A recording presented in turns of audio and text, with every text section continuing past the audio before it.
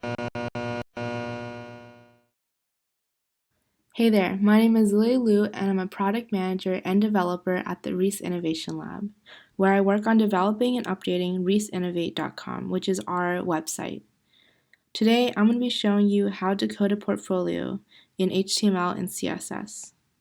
Having a portfolio is really helpful for displaying your projects, and it's really helpful in the job hunt, especially for those graduating seniors or students looking for internships. There are a lot of options that let you design your own website without having to know how to code, like Wix, Squarespace, or WordPress. But today I'm going to be showing you how to code your own in HTML and CSS.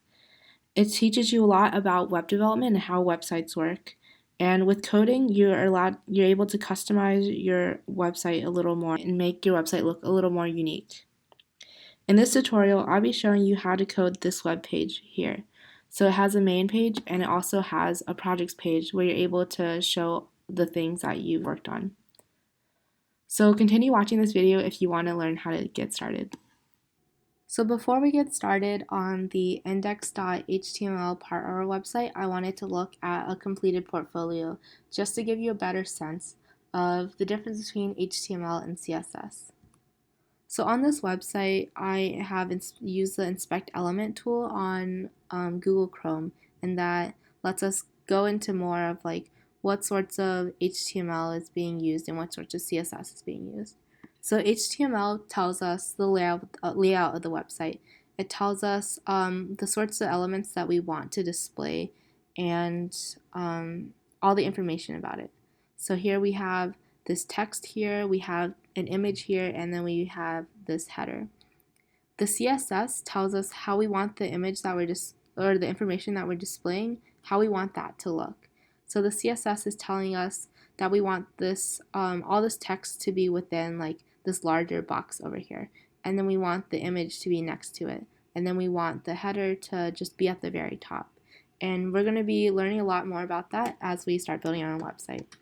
So over on GitHub, I already created a baseline document that lays out a lot of the basic HTML and information. So in addition to the information on the website, the HTML also gives us information about the website. It tells us like the language that it's in. It tells us the title of the website, which is what you want in the tab. So on this GitHub page, the title is portfolio-tutorial/starthere.html. I suggest that for your portfolio, you use a shorter name like my portfolio, or you have your name in here.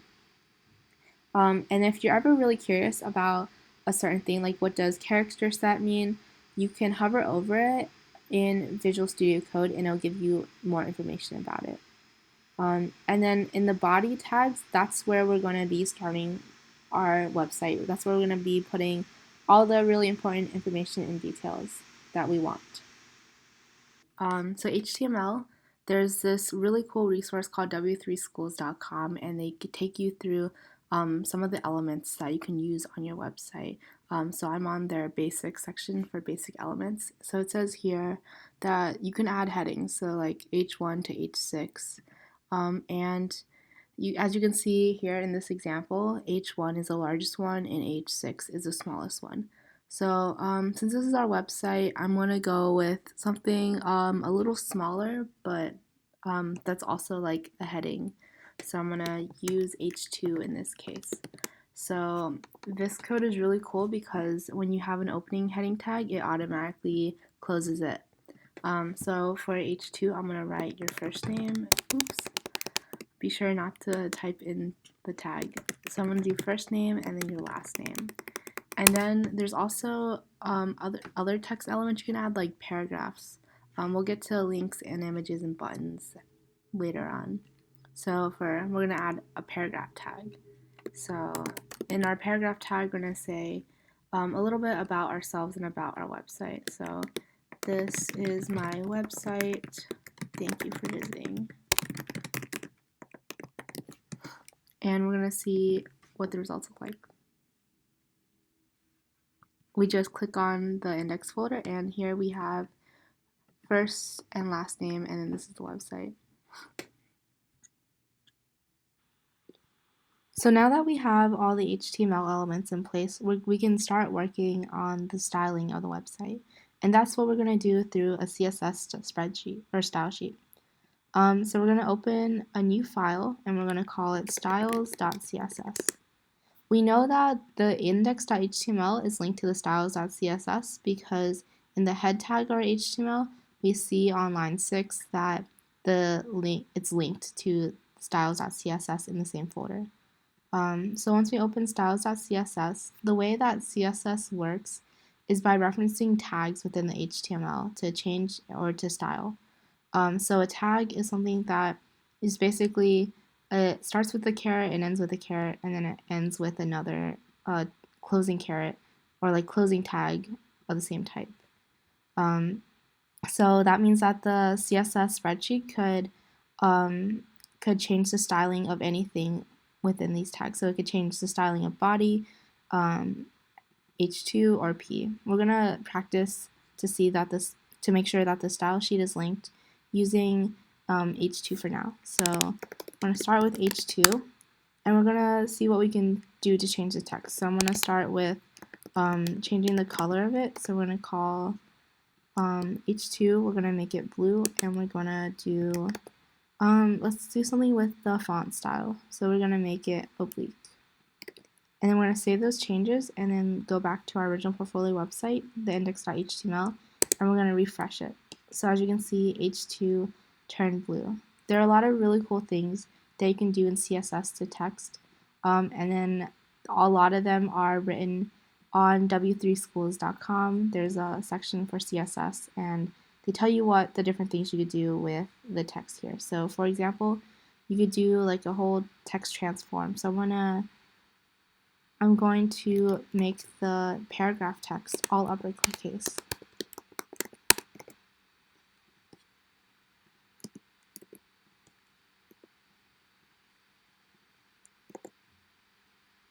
Cool, it worked. So the way that CSS works is that you call the tag at the top right here, and then you have brackets that surround how you want to alter the styling of it. And then you have the part of it that you want to change, and then how you want to change it, followed by a semicolon.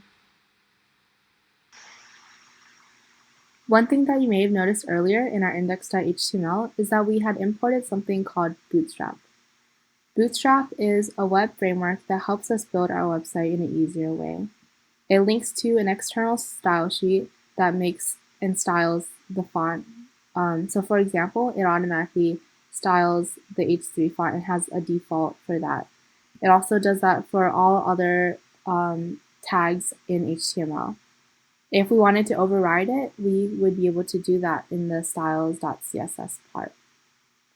Another cool thing about Bootstrap is that it uses a grid system in creating websites. So if we look on this page, we can see that it could create a row here, or a column here, and then rows here to format the website. And if we look at an actual website, we can see an example of the grid system in place. So for this portfolio, the home page, we can see that there are a lot of different rows and columns. So columns are always contained within rows. So in this project, there are 2 main rows, and then there are 2 columns within each one. So the first row we're going to look at is the header row.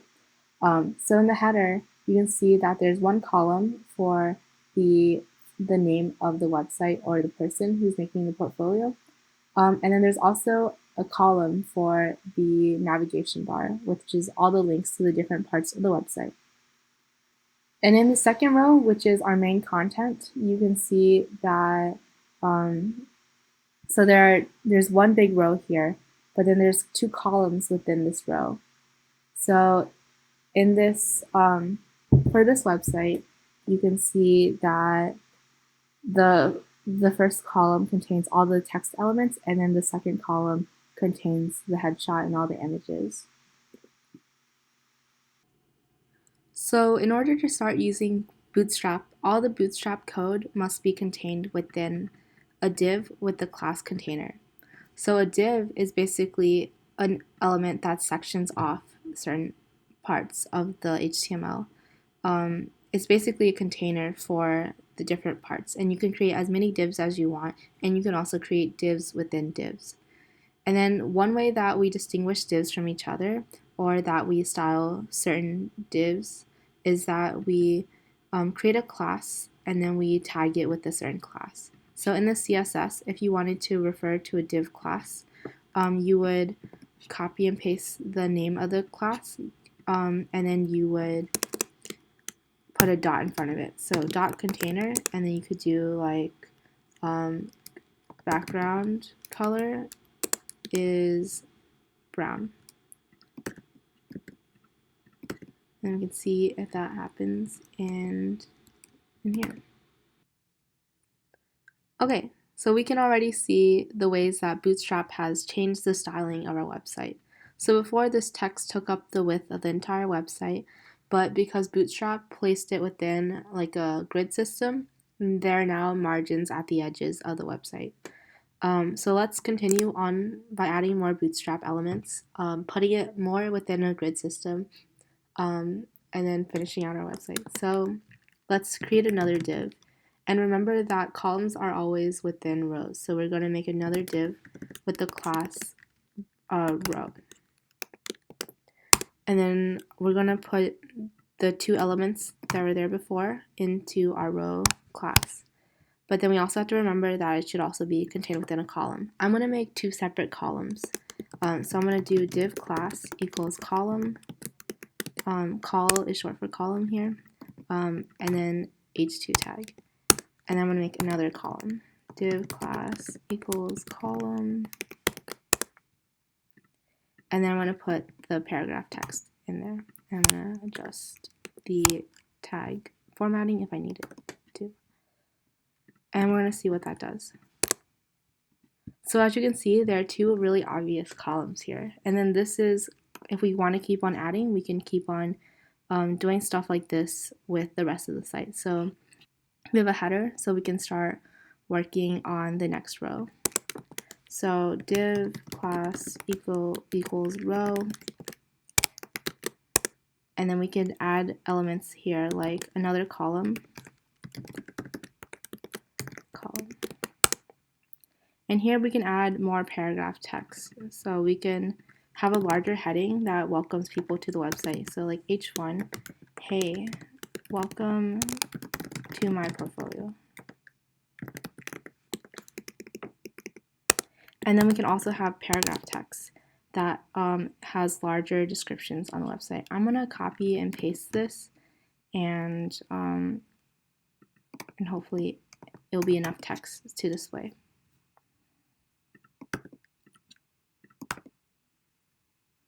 Cool. So as you can see, there are two rows here, and then there are two rows here, and then within the first row there's two columns, and within the second row there's just one column. On our website. Now I'm going to teach you how to add images to your website. So basically we have one large column in the content section of our website on the second row. So we're going to add an image right next to it. So we're going to create a new column within the same row. Div class equals column. And then to add an image, we're going to have it all within an image tag. So unlike the h1 or other tags, there's no closing tag for the image. So it opens, and then that's how you insert an image. So there's elements of it, like there's an alternative text. So in case the image doesn't load, it'll just show text says headshot. Then we have a link to where we're going to get the headshot from. We can use URLs, or we can link it within our file system. And then we have a style, an inline style. So basically there's CSS style, which you can adjust in the style sheet, or if you want to adjust a particular element on your HTML page, you add it just as you would on the CSS with style equals that. So what is this referring to? Right now we don't have an images file, and we don't have the headshot picture yet. So I downloaded a photo online of a headshot. So I'm going to go in my desktop page, and then I'm going to look at headshot. So right here I have the image, and I'm going to create a new folder. I'm going to call it images. Okay, so here it is. And I'm going to add in the headshot. Okay. So right now this headshot, which I just Googled headshot, is here, and I'm ready to see if it will display on our website. So here it is. We can do a lot to adjust the formatting and to make sure that everything flows and looks really good. But this is the image so far. We can adjust the height in the style sheet so we can make it 550 pixels. Or we could, I'm going to stick with 450 for this tutorial. And this is our website now. I'm going to also remove the background from the styles by removing it in the container tag here. But we're going to add a lot of styling and we're going to fix it. I'm going to change this color back to black. So this is currently our website. I went back to the style CSS and then I removed the paragraph styling, which made this text all uppercase. And then now we're going to work on the navigation bar. So right now we have text filling in, so we're going to replace that with a bunch of links. So I'm removing this part and then I'm replacing it with a link. So in order to link in HTML, you create an A tag. The A tag means it's a link. And then href is the link that it's referring to. So if I wanted to link to, say, an about page, I would say about.html. And then within the A tag is the text that you see on the website when you're first looking at it. So I would say about. So to give an example, it looks like this. So right now you can see a link to an about page. Right now we don't have the about page tagged, but in the file system, if we wanted to create a new about page, we would write about.html. And then we would go through a really similar process of setting up the website with the links and tags. So we're going to make links to a projects page .html. We're also going to do a resume.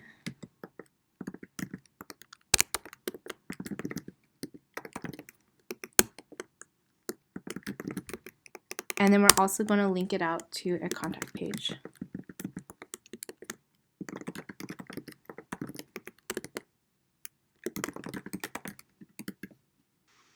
So now that we have links, we are going to talk a little bit more about HTML links. So right now, so far, we've been using local links. So that means we're not linking out to any websites. It's all within our file system. It's all within the projects folder. So we're going to be experimenting with linking to this Google Doc, which is public. So anyone can, with this link, can access this file.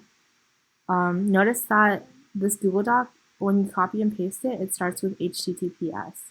And then when we go into our VS Code, instead of the resume.html, we're going to copy and paste our Google Docs link.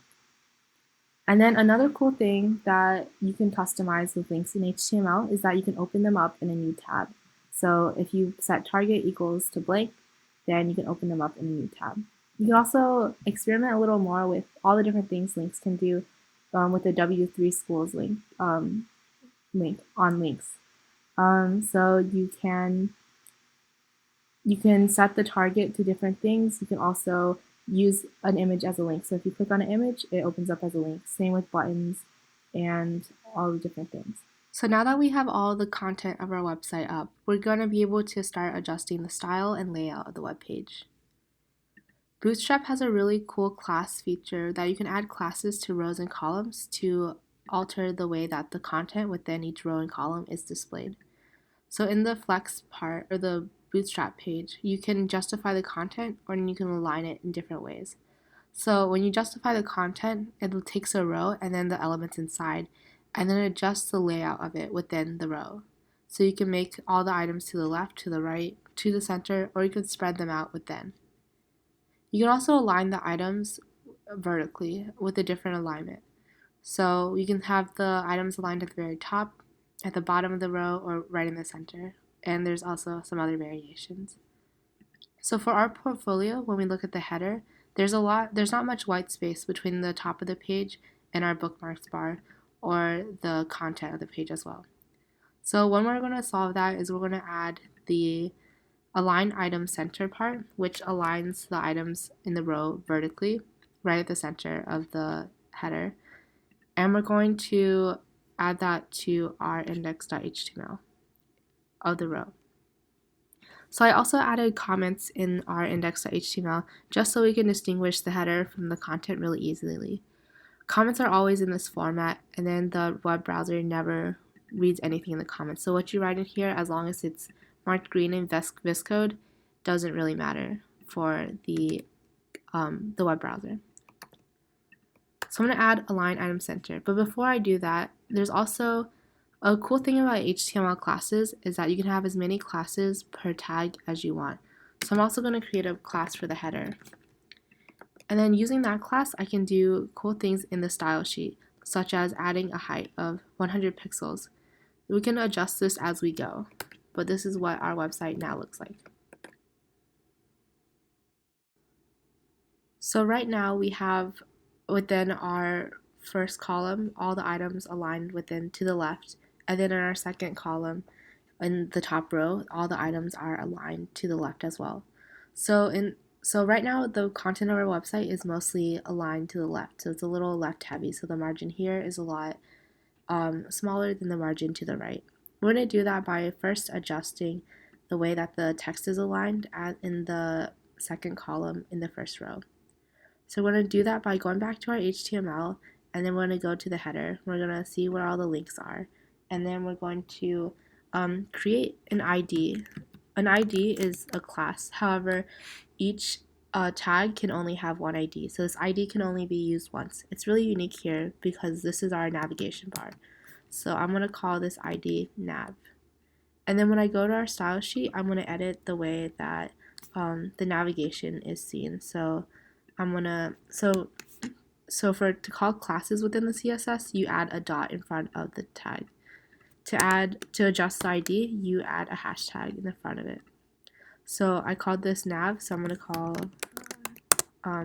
the CSS like this, and then I'm gonna do text align right. So this is basically just going to shift all the text in the div that is tagged nav to the right. But here we also notice that the headshot is also really pushed to the left, and then we want to also align or change the layout of the content part of our website. One really cool thing within Bootstrap's grid system is that you can adjust the size of the grid so that it takes up equal space, or you can adjust it so that some columns are wider than others. And one way that you can do that is Bootstrap system. If you have, you can adjust the column size by adding a number next to the column. So for example, if I wanted the text part of the column to be wider than the headshot part, I would do column -7, and then for the headshot part maybe make it column -5. And then 7 and 5 both add up to 12, so all of Bootstrap's columns should add up to 12 within each row. I'm going to refresh this page and see what happens. If I wanted a little bit more to, if I wanted to readjust the size a little more, I could always make it so that it adds up to 12 and increase one and decrease the other so that it's more like this. So right now you have the text to the left and then the headshot to the right. Another part of our website that we can change is the color of the links. So right now they're highlighted in blue, but we can change it and customize it in our CSS. So we go back to our styles.css, and we know that the ID of navigation refers to everything within this column, the navigation column. However, we want to target specifically the links within. So we're going to go back to the CSS, and then we're going to say nav a.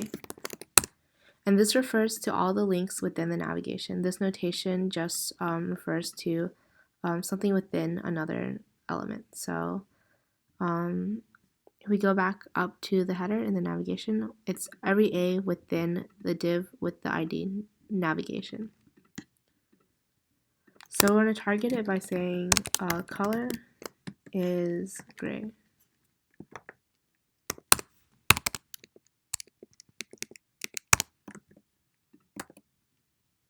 And that is the color of the text here. And then there's also other things that you can affect or you could change within the link. So if you want to do a hover and then you want to change the color of it, you can do it here in the CSS as well. You can also affect the text decoration, which is whether or not you want to underline it or not, or you can change the background color. I'm going to remove the text decoration for the link. So I'm going to, when it hovers, so I'm going to do a hover text decoration, and I'm going to say, so it's going to be nav a hover text decoration none. And I'm going to refresh the page, and then you can see that the text decoration disappeared. And then I'm going to add a background to the link. Highlight or background color. And you can also combine different aspects of the CSS together. So if you want to link it, if you want to change the color of the link when it's normal on the website and when it's already been visited, if you want to change both of those elements, you can add them to the CSS separated by a column. So it says this type of element and this type of element, you do this sort of styling too.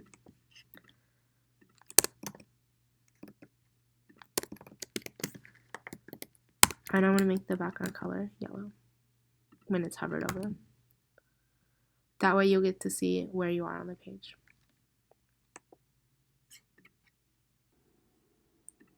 Another way that you can customize the website is by adjusting the fonts on the website.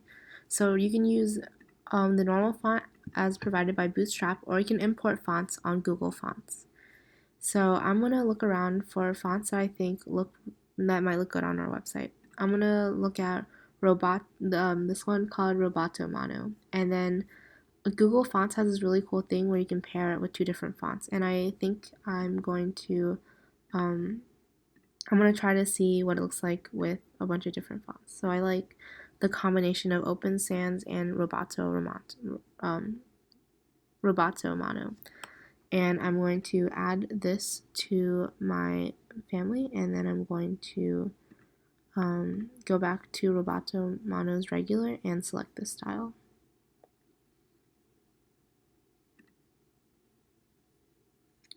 And then I'm going to go to the tab with the embedded page, and I'm going to click on import.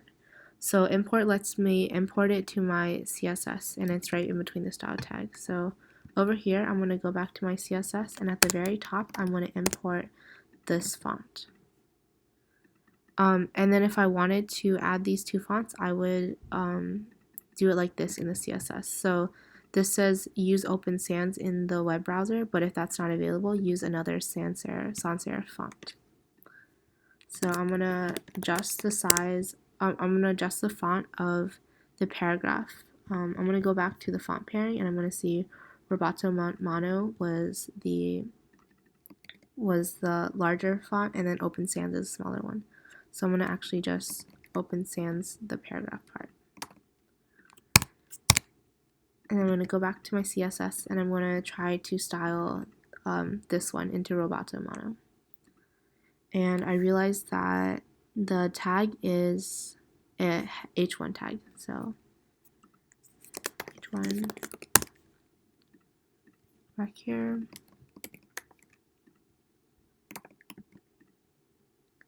And then we refresh the portfolio and see this is our tag change and text changing. I'm going to show you the different types of text that you can add to your website beyond just paragraph or the different headings. So to our website, we can add something called lists. So lists can be unordered or it can be ordered. So it could be like bullet points of things that you want to highlight, or it can be a numbered list. I chose to add a numbered list to this website, and I think it's really good for being able to highlight certain achievements, certain projects, or work experiences. And it's a lot easier to read than just large paragraphs of text. So the way that you add a list to a website is you decide the type of list in the tag, so UL or ordered list, and then within the UL or OL tags, you have list items, which is designated by the LI tag, and you have the text that you want in it, within the li tags. So for our website here, I came up with I have filler text in place, but I used ordered list, and this goes right after the p. It doesn't go inside the p tags. So I have ordered list, and then inside I have the list elements. That's just an example of the different types of text formatting you can have on HTML. There's also HTML tables, which might be interesting to put a table on your website. It's in a really similar style to the ordered list, but if you want more, w3schools.com. So something that a lot of portfolios have is a social media bar that links out to different social media like LinkedIn, Instagram, Twitter, and it's a really great way of showing people different sides of your personality beyond just a formal portfolio, and it gives them a chance to understand you a little bit more. This is completely optional, but I'm going to be showing you how to get this.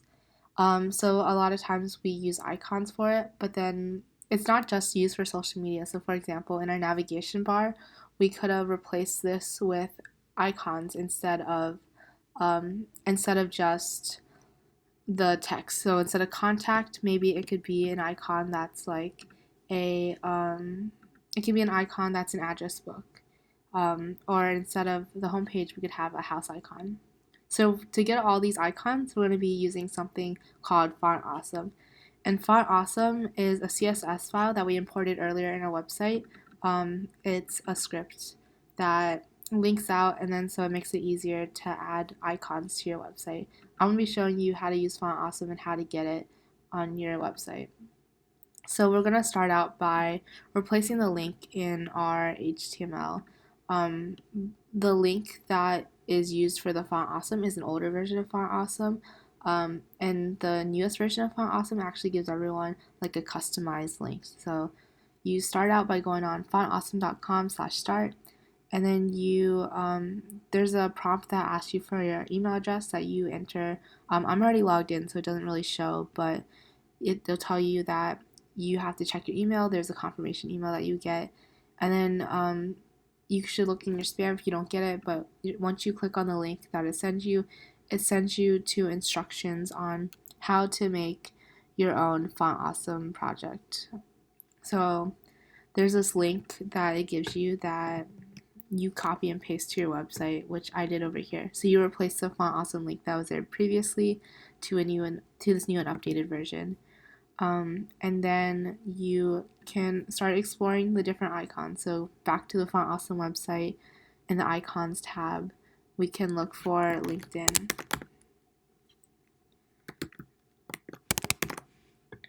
And I'm going to choose to use this icon over here. You just click start using the icon and you have a link to it. So I'm going to be, before I experimented with a lot of other icons, but I'm going to try seeing what adding in this LinkedIn icon looks like for our portfolio. So here you can see the icon over here, and then I'm going to try adding a few more social media. So I added a few more social media icons to our website. I'm going to be showing you how to start linking them out to stuff. So it's basically the same as you would make a normal link. So you do you do the tag with href, and then you link it to the website. I'm going to just go to LinkedIn.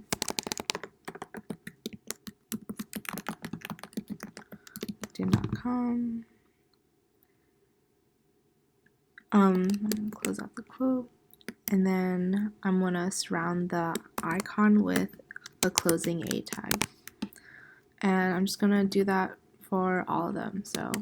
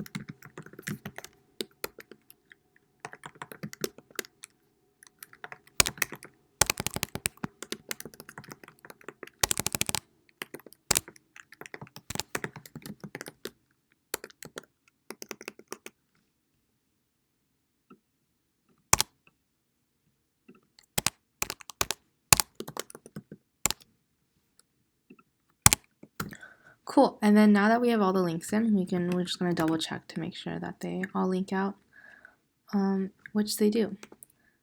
And then we're going to be able to change the styling of our links. So we're going to kind of just like we would a CSS spreadsheet or a style sheet, we're just going to create a div tag around it. Class equals, I'm going to just call it social. And I'm going to put all the links in between here, just so we can refer to it in an easier way in the CSS style sheet. So I'm going to go back to the CSS style sheet, and then we're going to make a social thing in the CSS. So I want to change the text align. We're going to change the text align to center. We're going to make the color of our text gray. And we're going to maybe change the text size.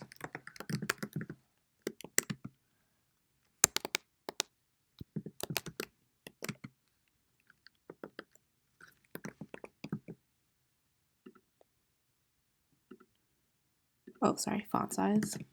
And then I'm going to do 30 pixels. Refresh it. And so we remember that the social refers to just like the whole, everything in between, but we want to change specifically the color of the links when it's linked out. So I'm going to go back into the style spreadsheet, and I'm going to do .social all the links within. So I'm going to do color gray. I'm going to refresh. And here we have all our links. We can adjust when we hover over it. So .social, .a, hover. And then maybe we could change the color to, we do it black. Or we can change it to white.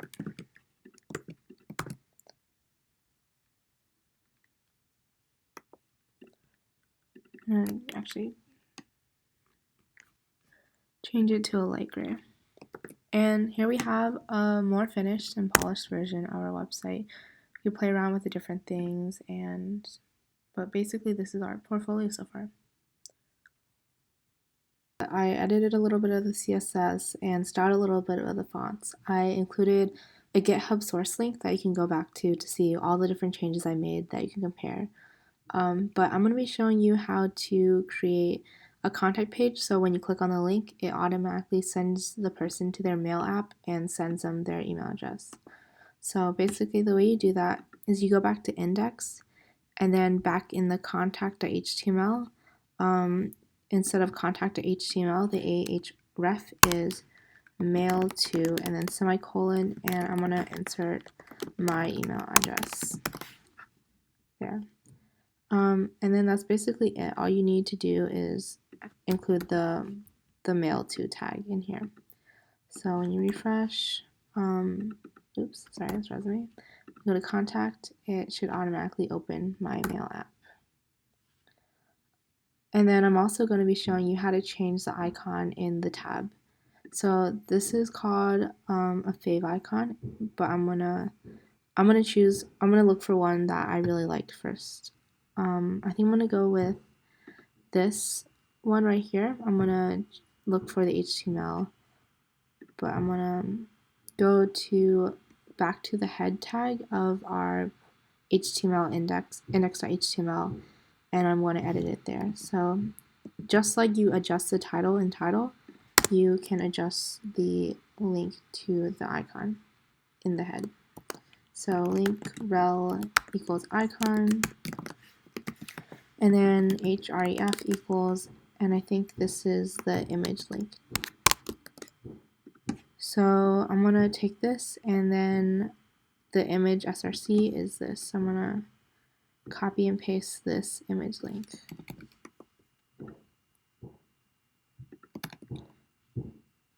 And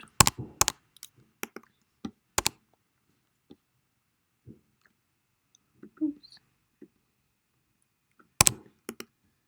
And then so once we copy this image link, we're going to refresh the page and see if it works. Refresh. And then you see at the very top there is a writing icon. So right now we have most of our index page finished. It's basically all done and ready to get published. Now we're just going to work on the sub pages on our website. So basically this is the about page and the projects page. Creating both pages follow a really similar format as the index page, but I'm going to just show you how to make a new subpage on your website and some design principles for making new pages. So I'm going to go back into Visual Studio Code, clicking on my index.html code, and I'm going to right click. I'm going to write new folder, and I'm going to name it projects.html. This is because in our header we link out to projects.html. I also imported a few images that I want to show off from previous projects, so I'm planning on putting these on the projects page with a little description or title at the bottom. And then, so basically I have 2 projects highlighted, and then you can continue on with as many projects as you want. So back in my projects page, I'm going to copy and paste everything I have on my index, and I'm going to refresh. And then when I go back to my index and click on projects, it should look exactly like the index again. There are some elements that I really like on the index that I want to keep in my projects page and some that I'm going to remove. So for example, when I go back to my projects page, I like the heading of the website with the navigation bar, but I'm going to remove some of the things in the content, such as I'm going to remove all the social media, and I'm also going to remove the list in it. I'm also going to rename the header to just projects. And then I'm going to change the description.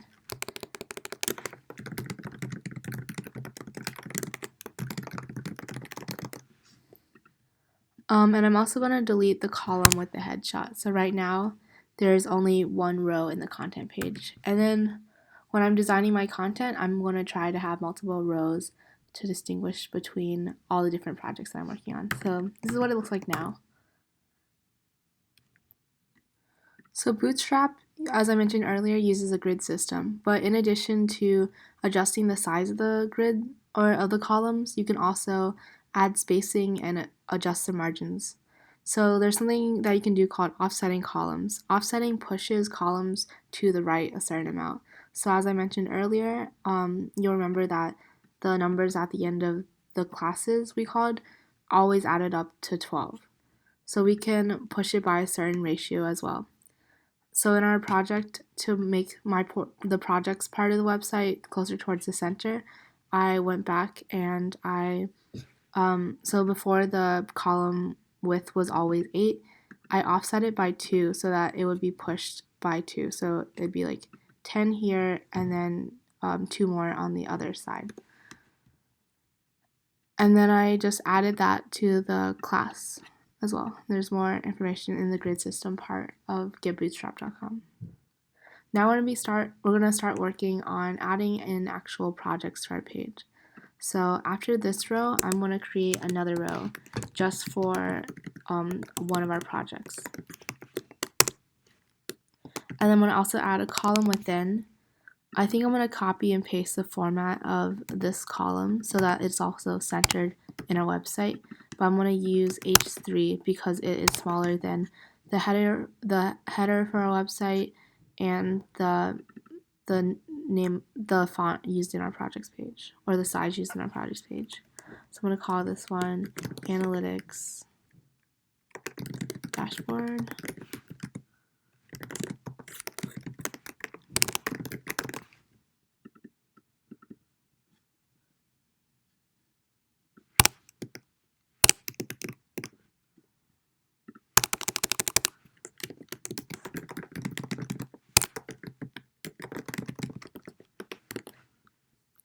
And then in between, I'm going to add an image. So I'm going to do img. I'm going to go back to index and just copy and paste the formatting for this. And I'm going to get rid of the style tag. So it's called dashboard.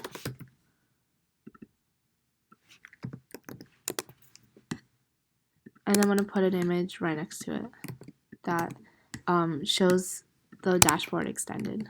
I'm going to And then when you refresh the page, you can see that I have this dashboard, and then I have the description of it here. And then we could do that really easily one more time with another one of our projects. So be sure to get all the divs.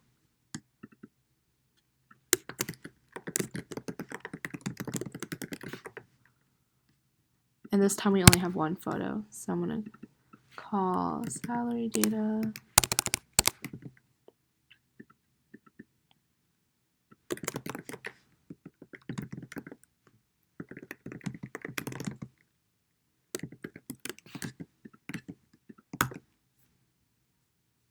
So we have all the content on our website laid out, and I'm going to be showing you a little bit more about styling individual things, such as adjusting the font of here later on. So we're going to add some final last touches to our website before we're done. So I also, in addition to offsetting the size of the column of the content, I also centered the text so that all the content was centered on the website rather than to the left. And all that was done was using the class text center inside the column div. It's just a class that Bootstrap has integrated that centers text, but it also centers images, which is why it looks like this on our website. I also wanted the text at the description of the projects page to look different than the text that described the individual projects. So I added another HTML tag there. It's called small. So it makes the text a lot smaller than the paragraph, but it's also contained within the paragraph tag. So it's P small, and then it also ends with P small. And I also updated the description so that they're more detailed, added some links to it, and then because in the head of our projects page we imported the styles.css, so it's applied like the styling of the index page is the same as the styling as the projects page. And I added a CSS function where I looked at all the links in the small tag and then I made them black and the background so that it had the yellow background. I'm gonna change it so that when it hovers, it doesn't make it blue.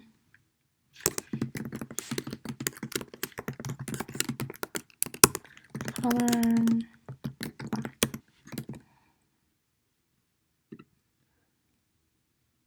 And then I also changed the heading for the projects page. So instead of H3, I made it a little smaller with H4, and then I changed the styling of the H4 font. So I gave it a different font, and I changed the color to a hex code.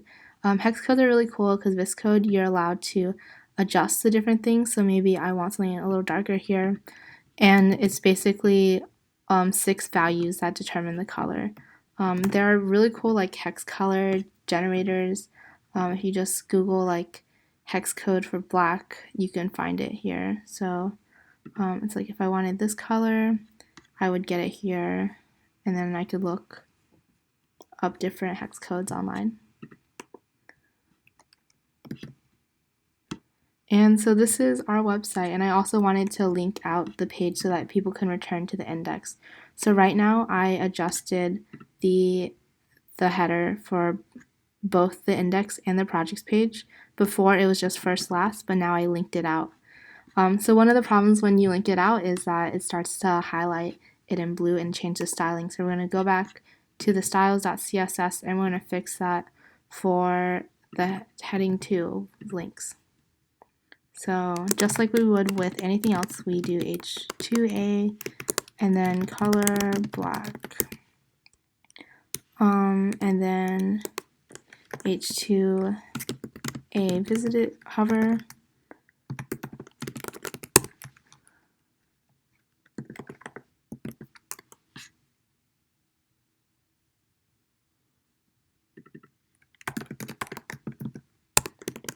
Text decoration none, so that way it doesn't highlight it, as you can see. And then maybe when we hover over it, or maybe we could try experimenting with things like including the yellow highlight underneath and the font.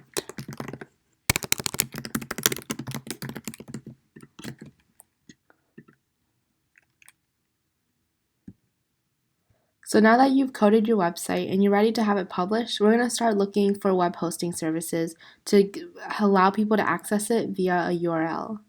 I'm currently using GitHub Pages to host my website because GitHub Pages is a really easy way to just upload your code and to have your website online in a really fast amount of time. There are also other websites that you can use to host it, such as GitLab or Netlify. And all these websites will be linked in the info section of this video. But once you've had your website hosted, you're almost done. All you need to do is continuously update your portfolio with new projects and you're ready to go. I'm going to be attaching the full HTML CSS files all in a GitHub repository that I can link so you can all reference it when you're building your portfolio. Good luck with the job search and showing off your portfolio. Comment below if you have any questions or if you want any more tutorials that go into specific things in more depth.